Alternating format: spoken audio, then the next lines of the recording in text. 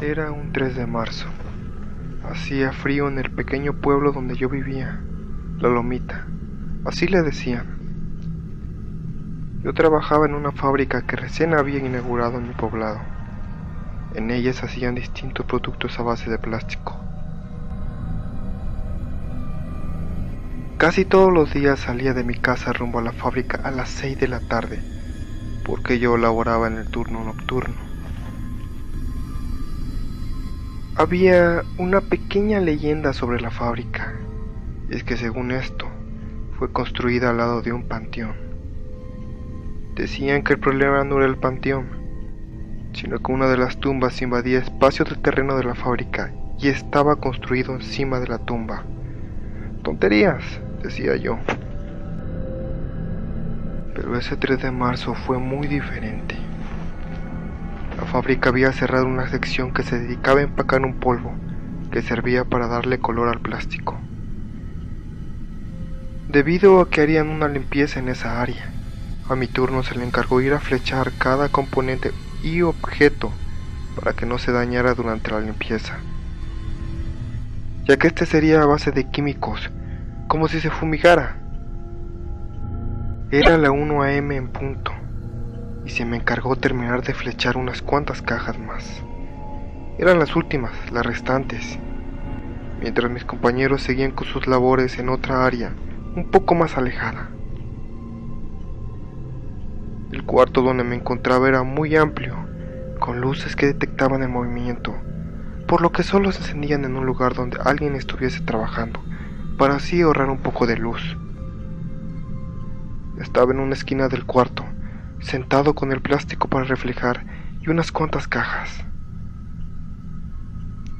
Recuerdo que me paraba de vez en cuando para que la luz que estaba sobre mí siguiera encendida. De repente, sentí que la temperatura del cuarto bajaba, lo cual me resultó extraño, pues el termómetro que se encontraba pegado a la pared seguía marcando lo mismo, 20 grados centígrados. Pero era tanto el frío que podía notar mi respiración en el ambiente.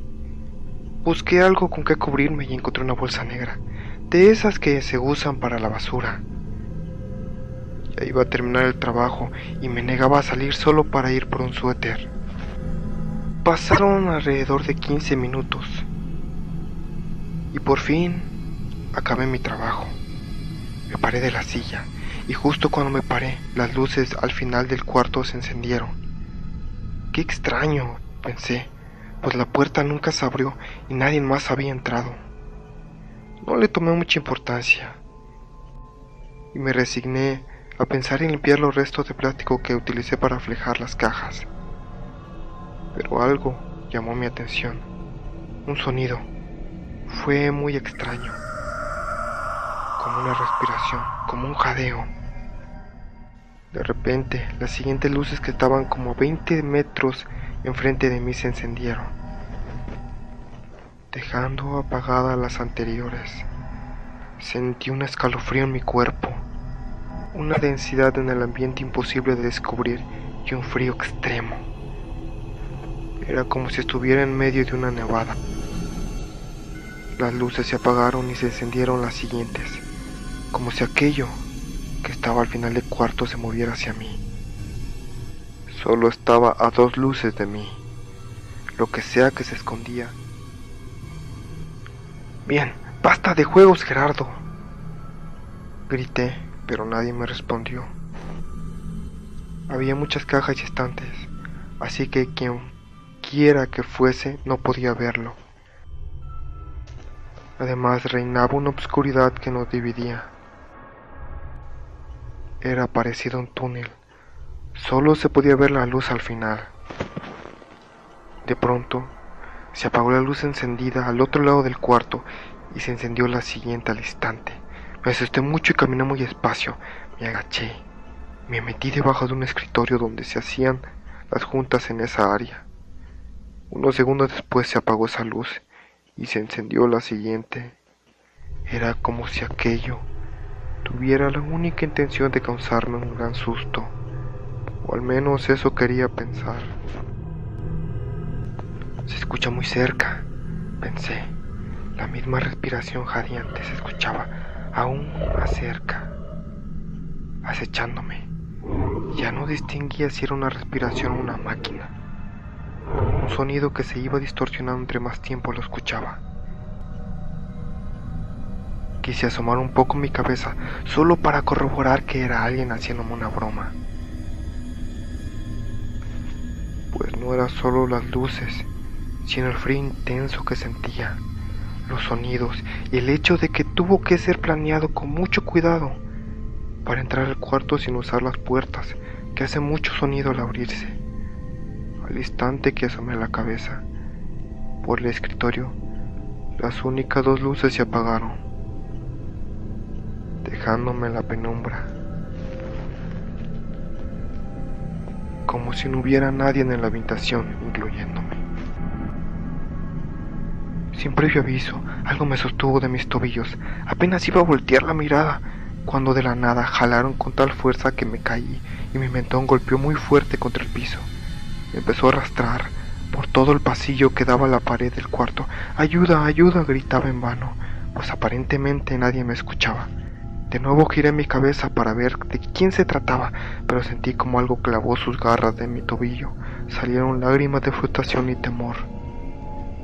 Estoy muerto, pensé, mientras sentía la sangre caer.